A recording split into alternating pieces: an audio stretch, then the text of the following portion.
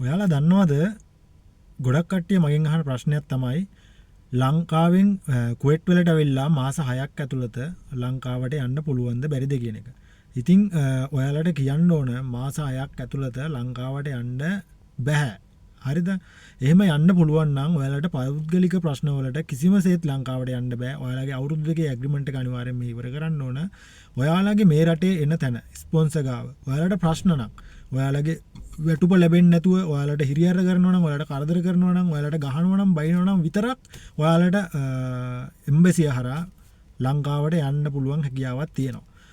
ඊට අමතරව ඔයාලගේ ලංකාවේ තියෙන ප්‍රශ්න වලට ඔයාලගේ ලංකාවේ ඔයාලගේ පවුලයාගේ ප්‍රශ්න වලට මෙහෙන් රිලීස් එකක් හම්බ වෙන්නේ නැහැ. ඒක ඉතින් ඔයාලා අනිවාර්යෙන් හිතලා වැඩ කරන්න.